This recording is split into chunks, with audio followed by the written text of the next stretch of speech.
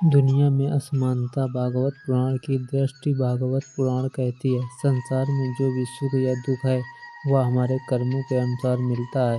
भगवान न पक्षपात करते हैं न किसी के प्रति अन्याय। जैसे बीज बोया जाए वैसा फल मिलता है। कर्मों की भूमि कभी किसी के साथ अन्याय नहीं करती। उदाहरण, खेत और बीज। मान लीजिए दो किसान हैं। पहला किसान उच्च गुणवत्ता का बीज बोता है, खेत में मेहनत करता है।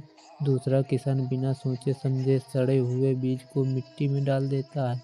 फसल आने पर पहले किसान की भूमि उसे सोना देती है, दूसरे किसान की भूमि उसे कांटे देती है।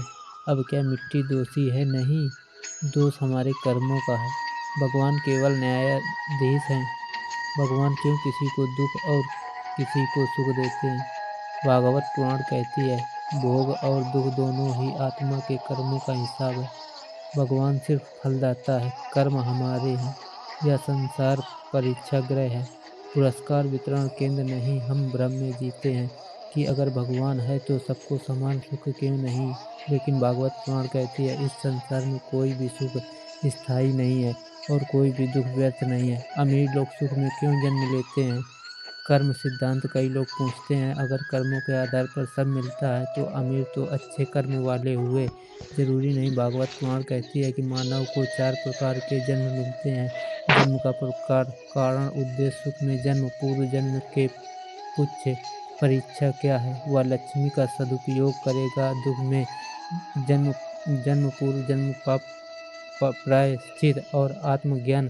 संतुलित जन्म, मिश्रित कर्म, संतुलन में जीवन सीखना, आध्यात्मिक जीवन, भक्ति कर्म, मोक्ष की तैयारी। अमीर जन्म एक वरदान नहीं, परीक्षा है। भगवान श्री कृष्ण ने उद्धव को कहा, धन ईश्वर की सबसे कठिन परीक्षा है। धन लौटाए बिना प्रेम सिद्ध नहीं होता।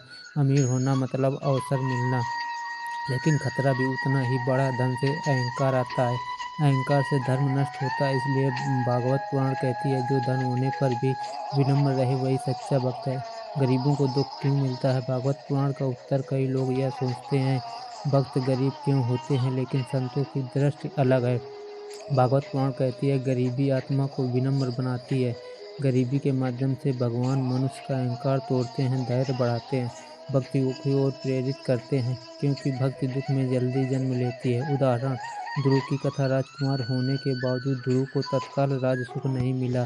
दुख ने ही उन्हें भगवान की ओर मोड़ा। अगर वह सुख में रहते तो शायद नारायण तक कभी न पहुँचते। गरीबी और अमीरी दोनों साधन हैं, लक्ष्य नहीं। भगवान कृष्ण कहते हैं, ना तो धन बुरा है ना गरीबी, दोनों साधन हैं। आत्मा को पहचानने के लिए अमीर के लिए चुनौती है कि वह धन को ईश्वर का प्रसाद माने। गरीब के लिए चुनौती है कि वह दुख में ईश्वर को न भूले। भागवत गीता का उत्तर। कृष्ण का सीधा संदेश गीता का मुख्य सिद्धांत है।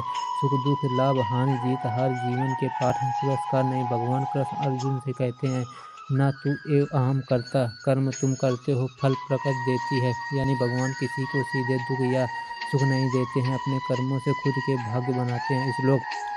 श्लोक कर्मण्येवाधिकारस्ते मा फलेषु कदाचन। तुम्हारा अधिकार केवल कर्म पर है, फल पर नहीं।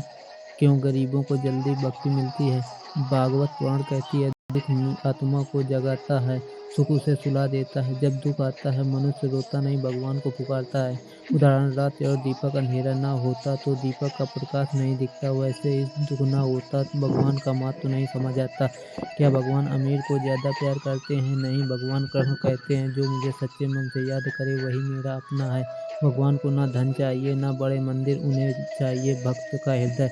जब गरीब भक्ति करता है, भागवत कहती है, गरीब भक्त मोक्ष पाता है। सिर्फ दान देने वाला नहीं, भक्ति बिना धन भी हो सकती है। भागवत। तुलसी में 2 पत्तों से प्रसन्न हो जाते हैं। दुख भगवान का दंड नहीं, दिशा है। भगवान दंड देते नहीं, वो केवल आत्मा को सही दिशा देते हैं। जैसे माता गंदा हाथ आग में न जाए इसीलिए थपकी देती है, वैसे ही दुख आत्मा को सीख देती है, यह मार्ग सही नहीं, बदलो। अंतिम निष्कर्ष, भगवान पक्षपाती नहीं, दुख और सुख कर्मों का परिणाम है। अमीरी और गरीबी दोनों परीक्षा है। दुख मनुष्य को भक्ति की ओर ले जाता है, भगवान का असली इनाम मोक्ष है, धन नहीं। सबसे महत्वपूर्ण वाक्य, भगवान अमीर या गरीब को नहीं देखते, वह हृदय की भक्ति देखते हैं। अंतिम संदेश, यदि आप गरीब हैं तो निराश न हो, आपके पास वह अवसर अवसर है जो अमीरों के पास नहीं। भगवान को सच्चे मन से पुकारने का अवसर और यदि आप समृद्ध हैं तो धन को ईश्वर का प्रसाद मानें और उसका उपयोग लोकार्पण में करें। आशीर्वाद भगवान आपके जीवन से दुखों का अंधकार हटाकर ज्ञान, भक्ति और प्रेम का प्रकाश फैलाए।